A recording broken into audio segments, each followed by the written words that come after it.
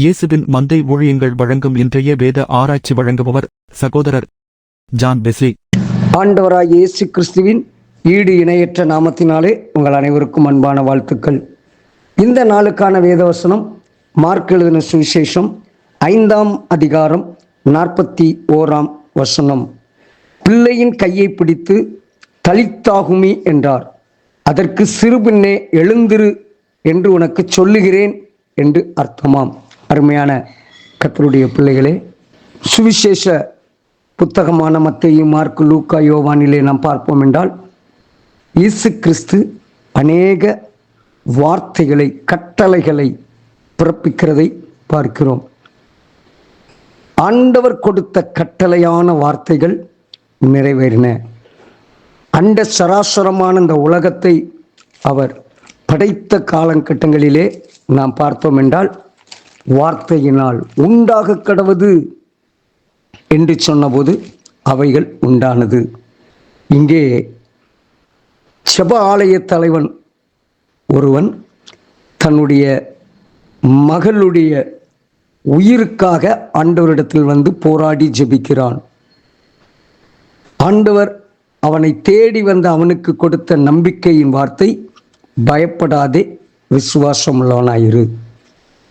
எப்பொழுதெல்லாம் நாம் தேவ சமூகத்தில் அமர்கிறோமோ அப்பொழுதெல்லாம் அவர் நமக்கு கொடுக்கிற நம்பிக்கையின் வார்த்தை இதுதான், பயப்படாதே, விசுவாசம் உள்ளவனாயிரு.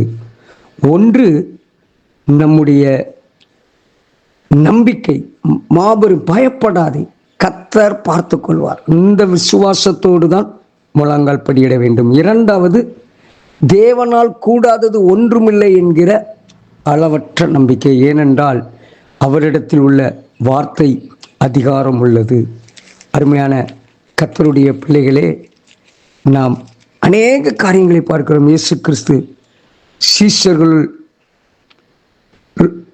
படகிலே போகும்போது அவர்கள் ராத்திரியிலே 4ஆம் ஜாமத்திலே பயங்கரமான புயல் அவர்கள் வீசிய போது ஆண்டவர் அவர்களை பார்த்து கொடுத்த வார்த்தை, திடன் கொள்ளுங்கள், நான் தான், பயப்படாதிருங்கள். இன்னொரு முறை சீஷர்களோடு அவர் போய்கொண்டிருக்கும் போது அவர் அடித்தளத்திலே படுத்திருப்பார். காற்று வீசும். சீஷர்கள் எல்லாம் பயப்படுவார்கள். அப்பொழுதும் ஆண்டவர் கேட்பார், ஏன் பயந்தீர்கள் என்று கேட்டுவிட்டு, இறையாதே, அமைதலாயிரு என்று கட்டளை கொடுப்பார். அருமையான கர்த்தருடைய பிள்ளைகளே, லாசரு மரித்து போய்விட்டான். 4 நாள் ஆகிவிட்டது. சரீரம் அழுகி நாற்றம் எடுத்தது.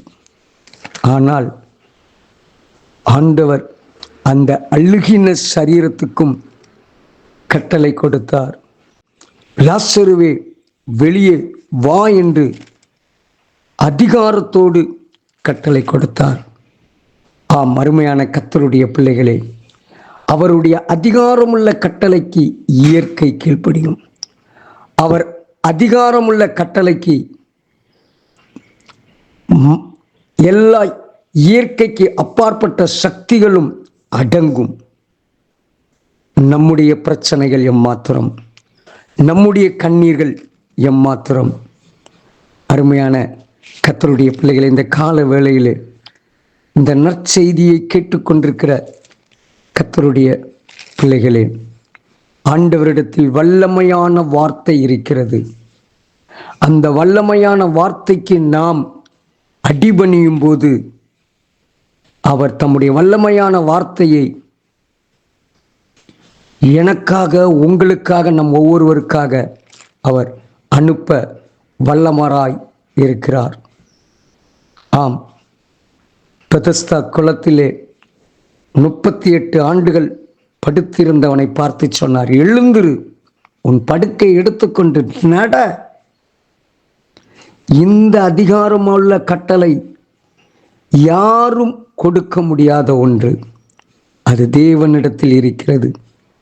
அந்த வார்த்தை நம்மிடத்தில் வரும்போது அதே அற்புதங்களும் அதே அடையாளங்களும் நம் வாழ்க்கையிலும் கர்த்தர் செய்ய முடியும். ஆகவே அருமையான கர்த்தருடைய பிள்ளைகளே, திடன்கொள், பயப்படாதே, கலங்காதே. இப்படிப்பட்ட ஆறுதலின் வார்த்தையும் அதிகாரமுள்ள விடுதலையின் வார்த்தையும் கர்த்தரிடத்தில் இருக்கிறது. அந்த கர்த்தரிடத்திற்கு நாம் வருவோம். அந்த கர்த்தரை அண்டிக் கொள்வோம். ஜெபிப்போம். அன்பின் தகப்பனே, உம்முடைய அதிகாரமுள்ள வார்த்தைக்காக காத்திருக்கிறோம். எங்களுக்காகவும் அந்த அதிகாரமுள்ள வார்த்தையை அனுப்பியருளும். கர்த்தர் உங்களை ஆசீர்வதிப்பாராக. God bless you. ஆமென்.